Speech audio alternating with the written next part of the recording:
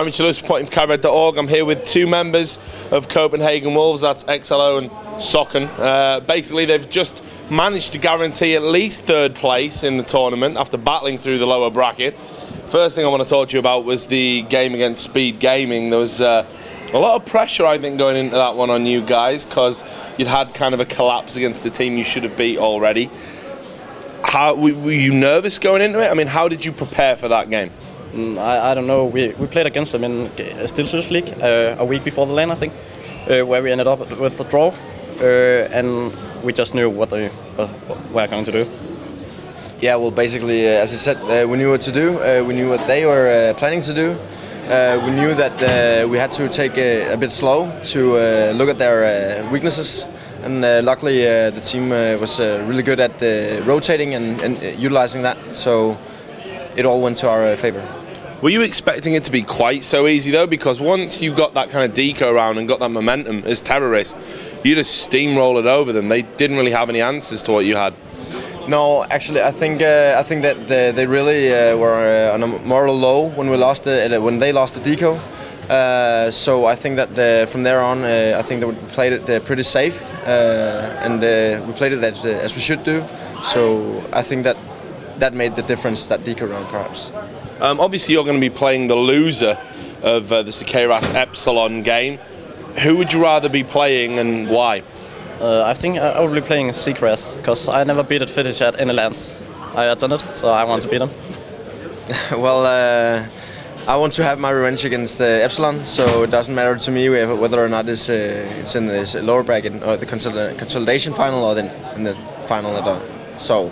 Right. Well, I've already asked a few people about this. Do you consider being in the lower bracket in a way kind of an advantage, because they've had real intense, best of threes? You've been playing single matches in the lower bracket, so you maybe have more energy. You might be a bit more fresh. Do you think that's possible? No. In the lower bracket, every game matters. We can lose. If we lose a game, we're out. It's the same when we went to 1-9 in Copenhagen. We lost to a mixed team in the first game, and then we came out lower and made it to the final, lost to the same team again, 16-4. Yeah, well, it's as it says, I can't put it any other way. So I think it's the same. I mean, there are some things that could be better being in the upper bracket. I mean, like you could have a bit more time between the matches. I think that they have that usually, so they wait for the lower bracket to finish. But I don't think it's like that in this case. But I think that in this case we actually had a kind of an advantage. What do you think you guys can do to build on? You've had a lot of kind of third places and second places and never quite gold. What do you think you guys can do as a team to improve on that, and what are you doing to improve on that? Oh, we're playing 5 times a week, I think. Keen. But I don't know. We play against socN and we beat them a lot of times, and they beat us. But Epsilon, they just smash us normally, except on Dust 2. Win every time on Dust 2 on 16-14. Well, basically, I think that we need to work on our small mistakes. I think a lot of the times where we are in the close matches, as we did in NorthCon, it was very small margin wins that they won. It was in the overtime, and it was in a 16-14 win as well. It's exactly the same against Epsilon in the SS match semifinal against them. They win a lot of close rounds, and we need to work on. I think that we need to work on the small mistakes. The big mistakes we're kind of getting a hang onto. Our communication is always a factor that we need to focus on. Other than that, I think that we need to get a map more so we can veto better. That's basically it, I think. A couple of individual questions. I'll start with one for you. You're a player, I think, that's been accused by some Danish players, just some. No, yeah, that's... No, I'm not going to bring up... No, it's a long time ago. It's not what you think. It's not what you think. It's not cheating. Don't worry, bro. I'm steering clear of that. I knew you were thinking that. No, I meant it being perhaps a little bit immature or but I think you've really developed as a player, and I think you've got a much cooler head these days. Is that a change that you've noticed within yourself? When I played in Speed Gaming with Trigger2 and Holman, they teach me a lot. They taught me a lot of things about the game and how to react, and they basically kicked me because I was immature. Yeah. yeah, you know. But I think it was the right decision to kick me, because I would have kicked myself. That's honest. And for you, it's slightly more positive.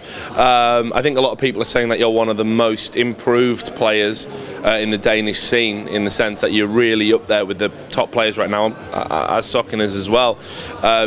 Have you been working especially hard to get there, or is it just kind of look how it's all happened? Well, I think that 4 or 5 times a week is pretty hard work. I mean, so I've always had this vision about if I have to improve any game or even my own for real life, I need to work hard. You know, so learn by my mistakes and never do them again. So I think that's the key.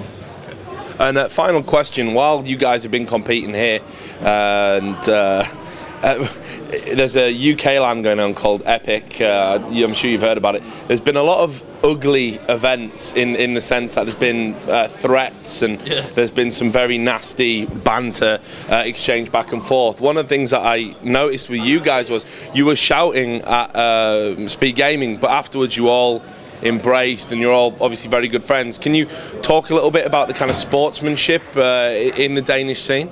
Yeah, well, I think the good thing about the Danish scene is that we're very competitive when it comes to the matches itself, but when it comes to the camaraderie here, I think that we're all in the same page. Even after the events, we stay together and we drink, and we have a lot of fun together. I think that's a huge factor in that way. And do you feel the same way about it? Yeah, basically. But we're talking to all the clans or online, so as well we are playing together all kind of games. Not just hang out with our teams. I know UKs are doing that at LANs, not just going with the people they're playing with, and that's gay. But I wouldn't be friends with Critical, so I can't blame people for it. It's a fucking cunt. Brilliant. Well, look, tell you what, guys, I do wish you all the best. I'm glad that, most importantly, my prediction of you finishing second is still on. You've not let me down, so that's very important. To all the guys out there, we're going to get interviews with the finalists coming up later on, and a few more videos and bits and pieces. So stay tuned to the website, cadred.org, for all the coverage from HKLAN 5.